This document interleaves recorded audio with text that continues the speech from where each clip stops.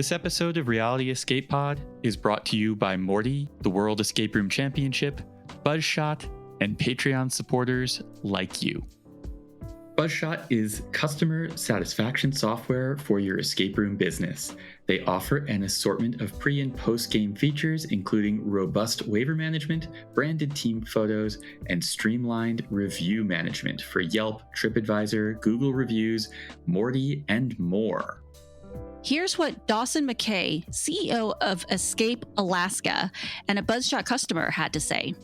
A branded digital team photo is one of the most valuable items you can offer guests as they leave. Having that social proof is fun for the group, whether they win or lose. Add to that a list of custom achievements your guests can earn while playing your room, and they are guaranteed to continue talking about your escape rooms long after the experience is over. Behind the scenes, we rely heavily on Buzzshot's robust internal stats to see how our rooms are performing and whether their difficulty levels need to be adjusted. Streamline your marketing and grow your business at buzzshot.com/repod. That's REPOD. When booking your free trial to get 20% off your first 3 months. Details in the show notes. Welcome to the Reality Escape Pod, your lifeline when you need a getaway from the real world. I'm David Spira, alongside my co-host, PG Law.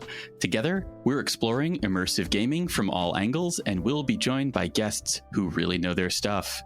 Each episode this season, we will be interviewing escape room creators from different countries. Today's guest is from Amsterdam in the Netherlands. We're joined by Alexander Gierholz, the co-founder and creative director of Logic Locks. He's best known for the incredible escape game, the Amsterdam Catacombs, but he has done a lot of wonderful things in the immersive world, some of which had a massive influence on what we do at Room Escape Artist, and we'll be exploring all of it. Welcome, Alexander. Excited to be here. So happy to have you. The note that you sent us at the end of last year inspired the mailbag episode that we did, and also played a role in inspiring this season of international guests. So wow. Thank you for that. I didn't know. That's exciting to hear. They loved the postcard. They were so excited. David really wanted to talk about it, and we were like, we should ask for more mail because this is really fun. It seems to me it's a very common tradition in the US to write Christmas cards, no? Because I actually got inspired by my American friends after I received some of theirs. I was like, wow, this is so cool. We should start doing this as well. Yeah, it is a very common tradition here. And we've always done kind of end of year thank you cards we've sent out to people who have helped us out in all sorts of different ways. And yeah, it's just a nice tradition. It's a nice way to go and connect with people. A lot of times too nowadays, people will either send out like a photo card, so it'll be like a nice family photo, or people will send out a newsletter. It's a nice way of keeping up. I mean, we're all stalking each other on Facebook nowadays, but it's still nice to get a little personalized letter. Yeah, love it. Okay, so let's start with your game, the Amsterdam Catacombs, which is a very immersive, demonic experience that you built under an absolutely magnificent church. Yeah, if you come to play the Catacombs, you will approach an authentic 1860s church, and you will be invited in as sort of assistant investigators. And you meet a character who is a very devious, mischievous, very eager scholar. He has gotten access to this place that he otherwise shouldn't have maybe had. He asks you to help him to figure out what happens in this space because he was working there with assistants and everybody left him behind because no one felt this place is safe. And he doesn't quite believe it, but he's also happy that he has some outside sources to help him with this. And well, you're going to explore what we call it like the network of tunnels under the city of Amsterdam, which is, I guess it's not a spoiler to say there is no actual network of catacombs under the city of Amsterdam, but we like to pretend that this is the case. And we designed this game to simulate this. It feels very extensive when you're down there. You are literally in the church and you go downstairs like underneath the church in what feels like catacombs. Yeah, I mean, it's basically just the basement of a church. So it is basically a catacombs. Throughout the years, many different things have happened in this place. There's dead people buried all over the city. But yeah, it's not like the Paris catacombs, what you would imagine usually. Let's talk a little bit more about that church, because I know many of our American listeners must be wondering how you were allowed to build an escape game under a historic church, let alone a game exploring demons and the occult. So can you unpack that for us a little bit? Yeah. So the Netherlands, especially in the 50s and 60s, underwent an incredible transition with a period of very high secularization. You said a period of high secularization, right? Yes. Yeah. Okay. The church has lost a lot of influence over the years. And the Dutch are also very pragmatic. So they saw that there's a lot of prime real estate that is not being used, even though it's also not really needed as churches. So they came up with all sorts of different ways these places could be used. So you find bookstores in churches, you find cafes and restaurants in churches, event spaces, etc. And the place where we built the catacombs used to be a party and event location. As a matter of fact, like, that was probably the reason why we got away with doing what we were doing, because it was the lesser of two evils, because before there was a fetish club in this basement. A fetish club? Yes. And that was a bit too much even for the people who are managing this building right now. Who does manage the building? Is it the government? The government owns it, but it's managed by a for-profit organization. So they were like, oops, we messed up. We rented it out to a fetish club, but we'll make it better by leasing it to an escape room company who's going to build a game featuring a demon crawling around the underbelly of this church. That's much better. Fortunately, didn't ask too many questions when we started. And we told them it would be spooky and on the side of horror. They were okay with that. Only then when eventually some of the higher people saw the game that we had built, people were a bit skeptical about what maybe some of the neighbors might say. And I remember we had one or twice in the beginning interviews with the press where they asked us to maybe not hang it out there so big what this game is actually about. But fortunately, so far, no one has complained. Everybody's quite stoked about it. The other thing that I would say is worth noting for people, especially from the US, who aren't familiar with this, is that across Europe, there's kind of a different relationship with historic buildings in general. There's so many of them, and many of them are quite old. So they can't all be turned into museums. I've recently played a live-action role-playing game in an old castle in Poland where we all pretend to be a wizard school. So those things happen too. Oh my God, that sounds like so much fun. Sherlock, also in Amsterdam, is in the old stock exchange building. Exactly. Yeah. They have a gorgeous location as well. Yeah, that's one of the things I noticed about many of the games in Amsterdam in particular, is that escape room companies there have been able to take over and repurpose really gorgeous old historic buildings. And Alexander, when I recently was in Amsterdam, you and I went to go play Soup du Jour Rock City Escapes, which is also in an old monastery, which houses an art school along with an escape room. Yeah. Big empty real estates that people don't know what to do with. Usually they don't have windows. They're not the best in their ventilation, so you can't do like big events there. Yeah, escape rooms are quite suitable for that. You guys have beautiful locations for your games there. You are so lucky. What is the origin story of Logic Locks? So Logic Locks started, many, many years ago. I think it's like 8 years ago. I started it together with, back then, my ex-girlfriend and her brother, which is a very interesting combination, which I would not recommend to anybody starting a business nowadays. I have become a lot smarter. But as you can hear already from this combination, we didn't have a lot of business experience. We stumbled into this quite naively. I was studying here in Amsterdam. We met a friend of mine in Prague, and he was showing us of this thing that he built, which was an escape room. And we were immediately hooked and thought, like, you can maybe do this as well.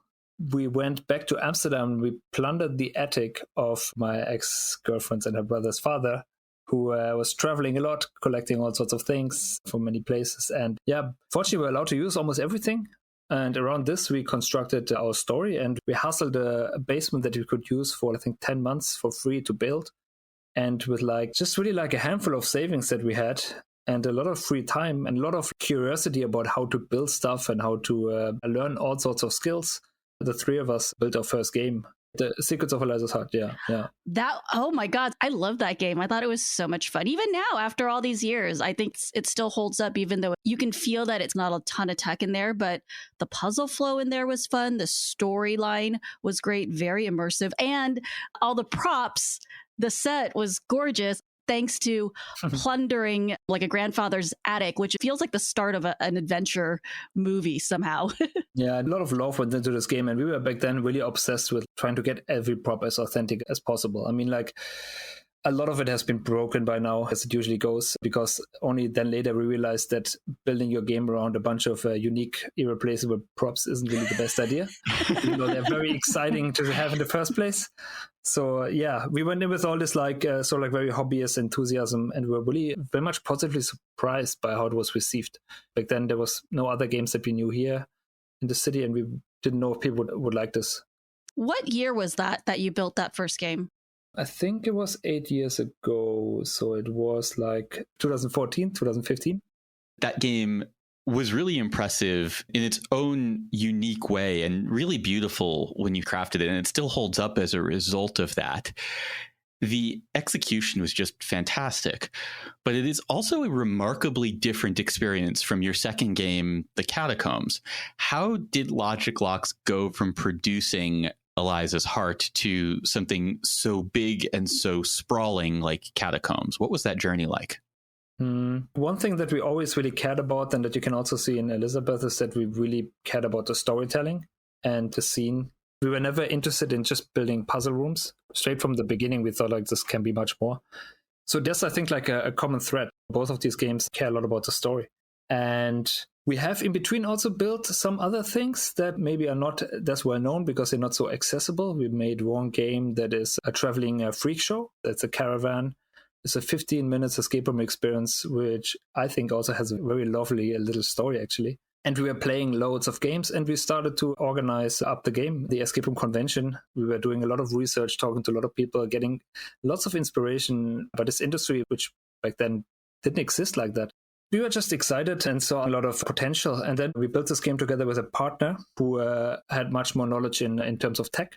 He brought in a lot of skills that we were missing. And again, what we did, we just put all the money in that we had saved up, and again did it like with a lot of personal time investment. I think it took us like over 10 months to build the game. Yeah, every day working in the catacombs. What made you decide to go horror? Some people get a bit creeped out by it, but maybe because they don't see it coming. Initially, I wasn't so excited about horror, but a friend of mine, he has put it quite well. He said, like, what you want to do in games is you want to evoke emotions. And horror is just fantastic at doing that. And at the same time, the location screamed for it. We were like, we have this location, which is already scary by itself. If we don't use it for horror, we might not use it for its full potential. Did that game always have live actors in it from the beginning? I can answer that as yes. I was one of the earliest players, yeah. We had a very different character that we were interacting with. We had I believe, a nun when we were playing, not a dubious academic. Yeah, back then we had a nun and a priest as the main characters, which we have changed over the years because it was really hard to train our staff to behave priestly, or to say clearly not to curse, or to swear. So like now playing this character, they can lean into the banter that some of them are really good at and having a lot of fun with this. And also we noticed that players actually connect better to this character because towards the priest there was a lot of suspicion and mistrust much more to this guy, surprisingly. Because basically the character who greets you is the one who's ostensibly helping you throughout the game and giving you hints, right? Yes. So if it's like a creepy priest, you're naturally going to be suspicious of him. And then now this is the guy that's supposed to be helping you through the game. He didn't try to be creepy priest, but... Just But like, yeah, when it comes to priests, there's an interesting anecdote I can tell from this. So I studied psychology, and one of my experiments that I did at my university was I had to measure embodied attitudes by how quickly people can react positively or negative to a certain stimuli. And for this, we had to measure the valence of certain words, how people would react to them. And we replicated a study from 25 years ago. And we took the same words and we had to see that some of them change in their valence. And some words changed completely to the opposite. One word, for instance, was a clown, which used to be a positive word and is now a negative word. And another one of those was priest. People used to see it very positive. Probably cops, well, at least if you're American. Yeah, the cops is not as extreme here, but yeah. Has your academic work studying social psychology influenced the way you approach game design? My background as a psychologist has approached pretty much everything I do, because it's like can't get rid of the knowledge anymore. And even though a lot of it has been proven false by now, I don't know if you're aware of the replication crisis in psychology, but oh yes, it's a whole different story. I studied communication science, which has the same replication issues. Yeah. Wait, I don't know. Can you guys describe what the replication crisis is for anyone who may not know? To put it simply, a lot of research doesn't hold up. Yeah. Basically, if you were to run an experiment testing gravity, it's going to work consistently. If you run a lot of social science experiments multiple times, they operate a whole lot less consistently. That makes sense. And I feel like a lot of times it was probably a very small sample size in the past also. There were a lot of methodological problems in the field and all sorts of gray areas of how to conduct research. Yeah, lots of sampling bias because a lot of the people who were being studied are all like freshmen in college.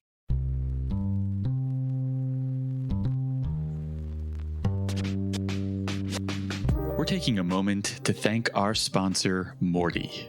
Morty is a free app for discovering, planning, tracking, and reviewing escape rooms and other immersive social outings. I believe in Morty so much that I have a stake in it as an advisor. We're not the only ones who have gone global. In preparation for this episode, Morty's team has added tons of escape rooms and companies in the Netherlands. There are 240 companies covered in over 300 locations with 729 games. That's a lot of games and companies for a relatively small spot. But the Netherlands, as so many of you know, truly is a premium escape room market. I've been there 3 different times. I am constantly trying to figure out when I can get back there again because it is one of my favorite places to play escape rooms that I've found anywhere in the world. Yeah, and I just came back from the Netherlands and I totally used Morty to plan my trip. It made it easy to figure out on which day, which escape rooms I wanted to go to because it shows all of them in proximity to each other. And we knew we had to go play the Dome. Of course, you have to play the Dome when you're in the Netherlands. And I was able to discover Soup du Jour and Bloody Mary and a couple other games that were in a nearby location that I had not even heard of before. So it was just so useful when planning my escape room trip. You can learn more at mortyapp.com/repod. That's REPOD to sign up and get a special badge for our listeners. Link and details in the show notes. You mentioned Up the Game earlier, which you co-founded and served as programming manager from 2015 to 2018. And the conference in those years, for me, and I think for a lot of the community, those of us who were active at the time, it was magical. The people you brought together, the ideas that were shared, really, in my opinion, created what we now think of as the international escape room community. And what we have been striving to do with Recon is directly inspired by your work and the ethos of those early Up the Games, or at least our interpretation of them. I'm curious what your goals were with the conference back then. Wow, that's very nice to hear. I don't know, I feel like I might be blushing by you saying this. Thanks a lot. Thanks for making such an amazing time. Well, before you answer that really quickly, can we talk about what is Up the Game? Because I've only heard of it from David mentioning it, but I don't really know what exactly Up the Game was. Up the Game was our attempt to create an event that brings people who are excited about creating escape rooms and other kind of related experiences, bring them together, inspire each other, and teach each other and share. When we made our first escape room and we saw other escape rooms, we thought like, wow, this is just the beginning of a huge trend. And probably in a few years from now, there will be all sorts of ideas from video gaming and movies that people will try to translate into reality. I guess we were, in one sense, maybe a bit naive because we thought this would all happen much faster. We didn't realize that it would actually take much longer for the escape room industry itself to really establish it as a solid professional industry. We thought it's just going to be innovation after innovation. Yeah, we were young and we wanted to help facilitate this and bring those people together. So we started already it's crazy actually. Like the first convention, there were already so many people speaking there who were not actually doing escape rooms, but doing other kind of things. People were very thrilled and excited to meet each other, but also told us, wow, this was all great, but I would have liked to hear more about escape rooms. You're like, there are not that many. There aren't that many. I mean, like, and also like, we were thought like, yeah, but this is already like, this is going much further. There's going to be much more than just escape rooms. And also you have to understand there's not a culture of immersive theater here. In the US, you have already an immersive industry, which here didn't exist. We were like, this is going to be so much bigger than just escape rooms. But we also underestimated, of course, how many struggles you have as a starting escape room business, how many problems, all sorts of very tedious, boring, practical things that you run into on an everyday basis. Other people can help you with their knowledge very much. We were initially just focused on like the design of it and the games and more from a high level perspective. And then it became a bit more grounded. I wasn't there the first year, but after you had hosted year one, the few North Americans who were there all came back and were talking. And year two was when you had invited Lisa and I to speak. And we were really nervous and we didn't know much of anything about escape rooms in Europe. We didn't know how our message was going to land. We didn't know what pop culture references and what jokes we were writing into our presentation were going to land and be relevant. And I remember talking through all of this stuff with you and giving you our talk and you giving us feedback and helping us tailor it to that European audience. And that had meant so much to me and Lisa. It's hard to understate how important the care that you were putting into those talks and helping the speakers was, because it really changed the quality of what was being produced for the better. Wow, thanks. I'm so glad to hear that. Yeah, that's amazing. I think it's had an influence because I know David and Lisa spend a lot of time coaching their speakers as well. And even me, when I helped give a talk with them, they spent a lot of time with me practicing and it helped. It made me a lot less nervous. From everything I see exactly that kind of care and passion in you guys. And I'm really thrilled to hear that I have helped to inspire this because it's so cool. Yeah. In a major way. Did you also force David to give his talk without notes? Because that's what David did to me in Las Vegas. And I came in and I usually do everything, with a set of, like, I'm not reading the entire paragraph, but I've got like bullet points and he's like, no notes. And I almost died, but I made it work and I'm glad I did because it was a lot better. So thank you. That was not Alexander. You were inducted into the David Spira method of public speaking, which is a blend of memorization and improvisation. Nice. That's also how I like it. Yeah. I guess what I'd like to say is without Up the Game and the work you had done there, Recon doesn't exist. Neither does this podcast, which was sort of an offshoot of Recon, but also something that, and I don't think we've talked about this before, but after Up the Game 2018, I recorded a pilot episode with Victor Van Doorn from Sherlock, also in Amsterdam. I didn't quite have everything figured out back then, but so much of what we're doing has roots in that. And that episode probably is recorded somewhere. I don't know, maybe we'll cut it together and release it to patrons one day. Oh, that would be fun to listen to. If I can find it.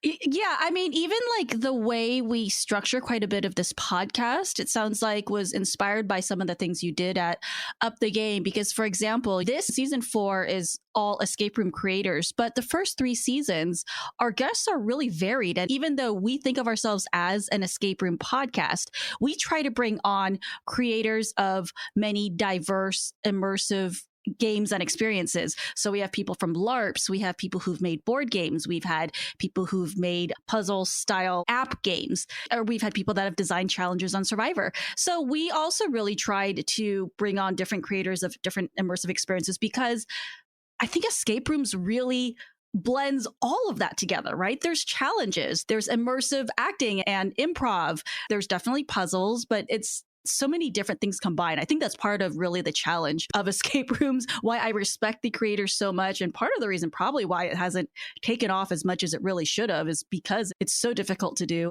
Yeah. Well, it's exactly the reason why this is also my favorite escape room podcast. Thank you. So also where we already like giving a shout out We didn't do this by ourselves, of course. So we did this together with the organizers of Prison Escape. Without them, it wouldn't have been in this gorgeous location.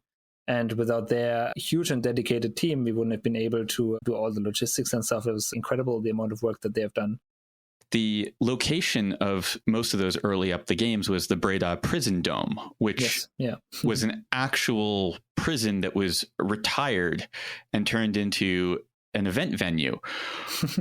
What was the story there? Because this is sort of like the stock exchange and this church, all of these different historic sites that keep coming up and being locations for experiences. Is that the experience where they have 40 different actors and we're like inmates trying to escape from this prison?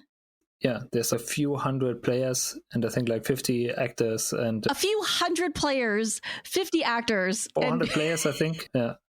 Maybe we'll talk a little bit about that during the Patreon bonus episode, because I have some funny stories from my experience of playing that game. We'd love to. Yeah. Yeah. Similar kind of story. In the Netherlands, less and less people are being put in prisons. A lot of prisons became redundant. And the prison dome was one of those. I mean, like, could never be us. Everything he's saying is like so wildly American. Like, could you imagine? Like, we just don't even need these jails anymore. We don't have enough people to put in them. Definitely, Dutch people are being put into prisons much less. They have better resocialization programs nowadays. Due to this, something like the Prison Escape is possible. And also, I guess, due to this, something like the Prison Escape can be approached in a maybe more lighthearted manner than it could be approached in the US, where I think the prison system is a real tragedy. Yeah, it is not politically loaded in the Netherlands in the same way that it certainly is in the United States. I see that you teach gamification, and personally, I always try to gamify everything in my life because, well, games are fun and I want to make boring tasks as fun as possible. Can you explain what the concept of gamification is? I think it's one of those things that people think they know what it means, but maybe the reality is a little bit different. Yeah, it's a pretty controversial concept by now. And it's also interesting. Gamification in its beginnings was basically how can we use elements that are very motivating for people in games and apply them in other non-game related environments. And the thing here is why this became a very controversial topic is because there's a deep way of doing it and there's a very shallow way of doing it. And in the same way that there's very shallow games with very simple hooks that are just made to make you like addicted to them maybe, or put you in a mindset of like mindlessly killing your time.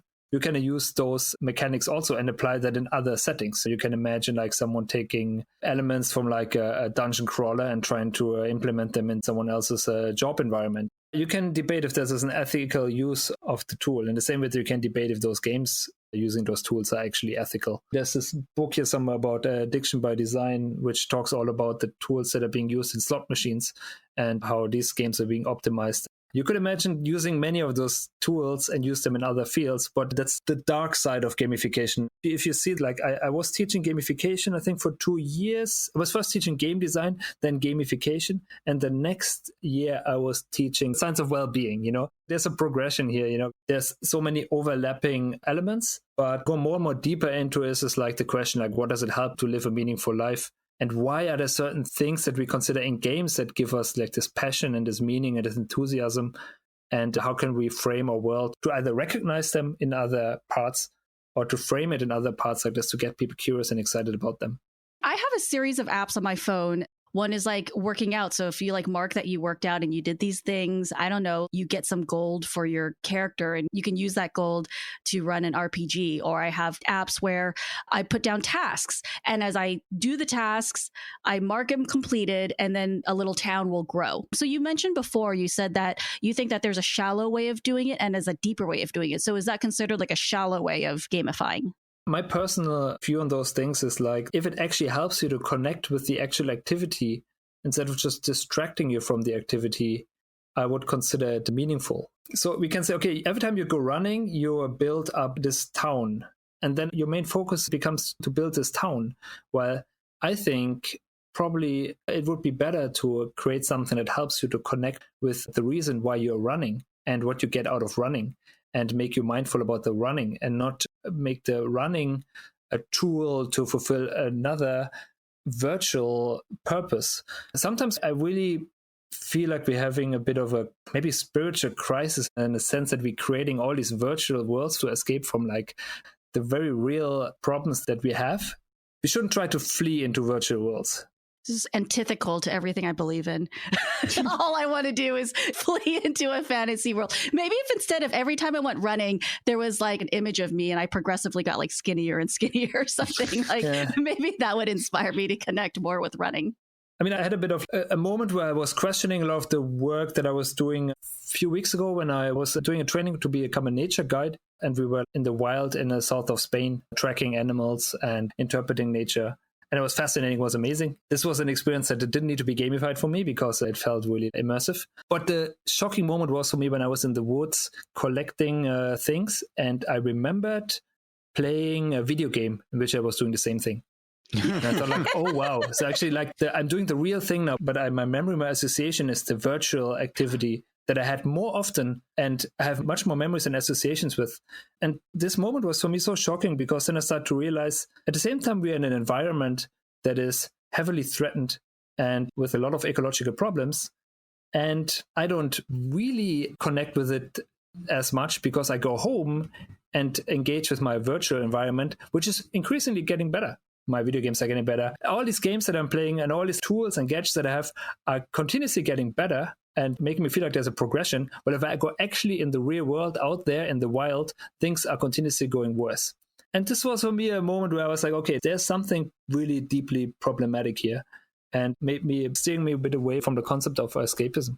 I get that a little bit. I remember when I went to Angkor Wat in Cambodia and I could not get over this overwhelming feeling of, oh my God, this is just like the Indiana Jones ride at Disneyland. And that's, that association. And I'm like, but that ride is based on this actual location that I'm in. Yes. I'd never been there and I'd been on Indiana Jones ride at Disneyland many times. So there was a weird dissonance with that. Went into a bit of an existential tailspin, just like you did probably with thinking like, what's wrong with me that this is the real thing? But all I can think about is that ride at Disneyland.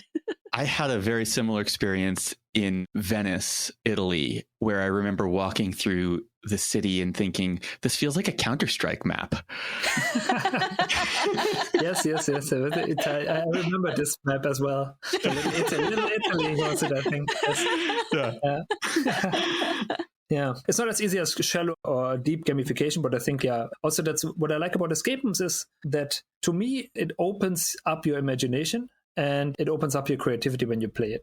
I remember like I was playing with one of my girlfriends back then. It sounds like I have a lot of girlfriends, so now she's an ex-girlfriend, but like playing with her escape rooms, introducing her to it. And when she came back and we were in this house and she was like, it's incredible. Now constantly behind every door, I imagine there could be like something secret, something fantastic hidden. But we were in the real world. So it's not that we were like escaping in some sort of fantasy, but just what happened is she was more aware and excited about being in this physical space and being in the real world, be more curious about your surrounding because mysteries could be hidden everywhere. And as a matter of fact, mysteries are hidden everywhere in our world.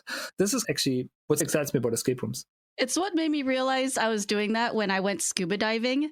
And part of what you do when you scuba dive is I'm trying to find interesting animals. And a lot of times they're hidden under rocks, they're camouflaged.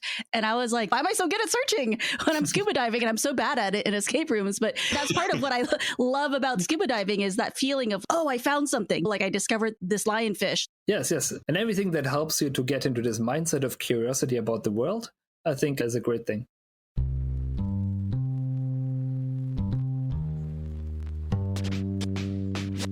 We're taking a moment to thank our sponsor, the World Escape Room Championship, a global competition for escape room players. This year, it is happening virtually, so everyone can compete for free. The elimination round is happening on the 5th of November, and the top 100 teams will go on to compete in the grand finale on the 26th of November. This year's winners each receive a Nintendo Switch Lite. So, David, I'm always trying to get an edge, get a leg up on my competition. Thought it was really cool that one of the ways you could do it is by playing the games from past competitions. They have those available online, so you can go on and see how their past games have run. And that'll kind of give you a head start on the competition this year. David, do you have any other tips or tricks? Yeah, a bunch of things come to mind. First thing, the competition is in English and in Polish. If you really want to optimize your team, make sure you have at least 1 or 2 people on the team who are really comfortable reading English quickly. The second thing, they are allowing you to have teams of 2 to 4 people. But really, you want to maximize that. You want a team of 4 people. You want to bring a full roster. And you want to make sure that your team has some diverse skills and that every single person on it is a team player. You don't need any lone wolves. You need people who are going to move as a unit, because if you win or lose, it's happening as a unit. Gather your team of 2 to 4 competitors. You must each create your own accounts on the ERChamp website. Whether you're in it for fun or you're in it to win it, I wish you luck. You can learn more at erchamp.com.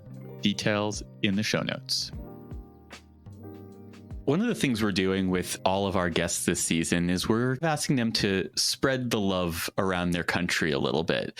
So what are some of your current favorite games in the Netherlands that you didn't create? And I know asking you this question, you're spoiled for choice. There is no shortage of phenomenal escape rooms across the Netherlands. Yeah, it might be shocking for you guys how few games I've played in the last 2 years.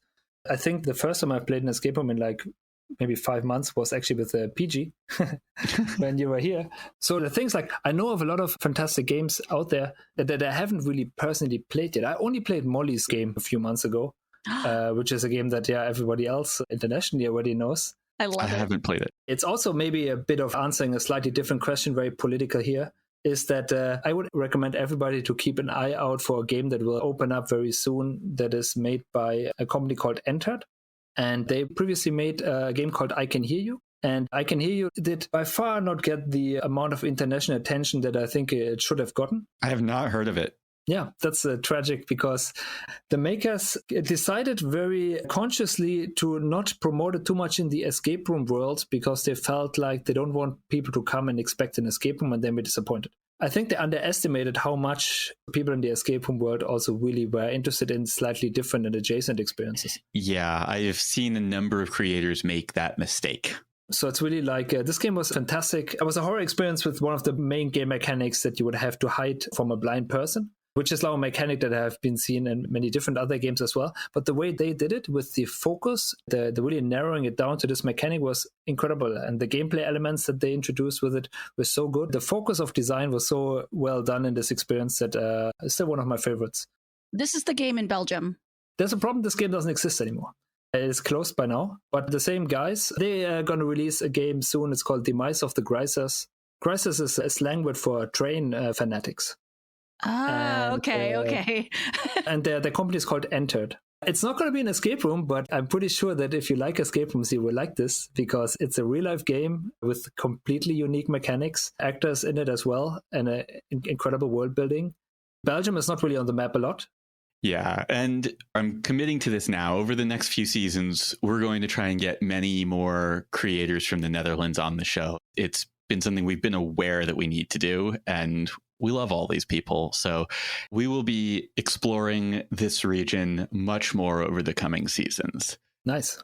So Alexander, what comes next for you? We've done a lot of commissions in the last years, and like one commission that might maybe work out is like a collaboration with the Marriott, which we've been working with on the... like Marriott hotels? Yes, we were planning to make a big experience in one of the hotels here in Amsterdam, which got magically available due to like a massive reduction in tourism. Somebody in the Marriott loves escape rooms. Yeah, well, we just had a review published by Matthew Stein, and at this point it's a couple months ago, of the TED escape room in the Marriott in San Francisco. All right. If you are that person at Marriott that keeps approving these escape room collaborations, please contact us because we would love to talk to you because somebody there loves escape rooms. I wish you would have done what they did because what the mistake that we did, we were asked like, don't you want to make an escape room for the hotel? There's a lot of empty space. And we're like, okay, yeah, maybe this room or that room, we can pick any of these rooms. Which rooms can we pick from? Oh, they're all empty. And I was like, oh my God. And then I was like, what do you mean? There's 4 floors of empty hotel rooms and you don't have any idea what to do with them right now? And they're like, yeah. So I called the people I was very excited to work with, and we were trying to make an immersive real-life game for 4 hotels floors with like a whole lot of different actors. And yeah, it was a project we were working on for 9 months, I think. And then the lockdown came. And after the lockdown, we expected that maybe there would be a loosening of the measures, but there was pretty much no loosening of the measures. The lockdown lasted till the very last moment. And then when things opened, everything opened like full on. And there was no intermediate era where something like this could have been possible. So this experience never happened, unfortunately. But we're still seeing if we can harvest some of the elements from there and see if we can bring it somewhere.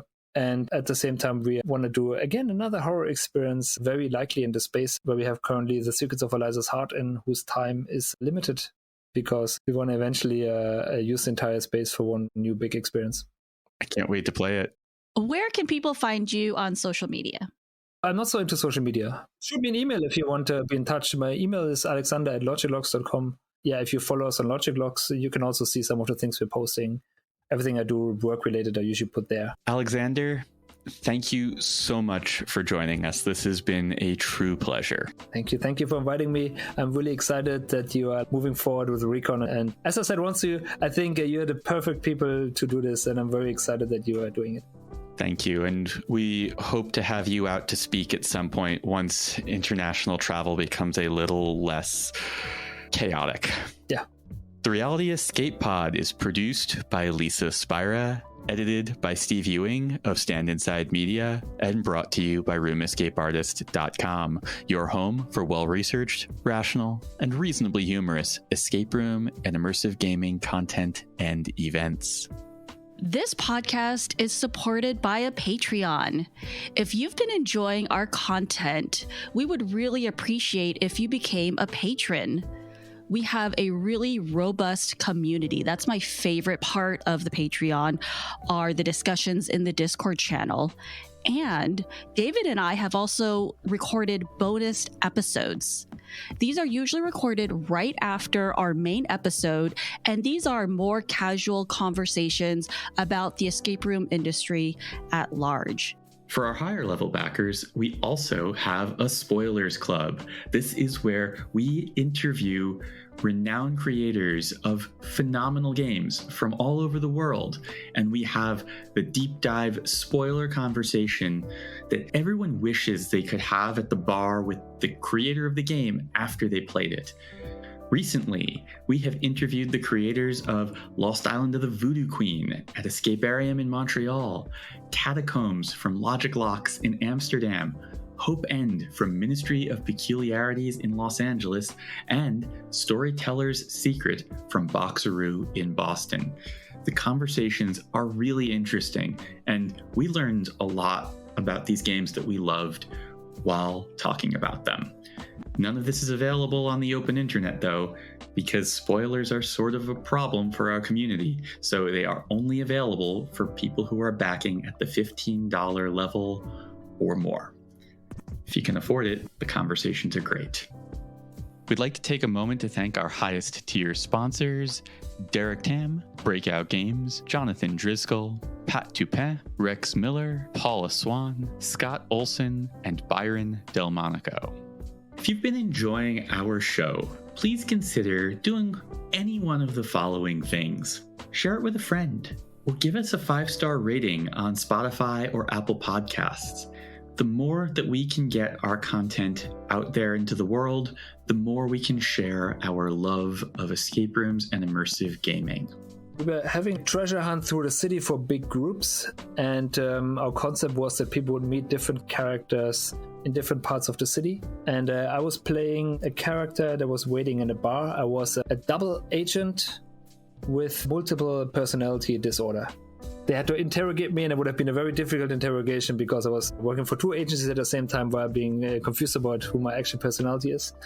And so I was like hiding in like the dark corner of a bar that I had scouted out nicely and thought like it would be the perfect spot. Usually it wasn't very busy. What I didn't see coming is that the neighboring pub was a very popular football pub, and during the time just before the game, before my group should arrive, they had a problem with their electricity, and so they sent all the football fans to the other pub, which I was in, to watch the game there. So from an empty pub with like maybe 3 people, in 5 minutes this pub filled up with like maybe 200 screaming drunken football fans who were just like everywhere. And I was like, yeah, that was probably the most freaked out you had me seen like organizing any kind of game so far.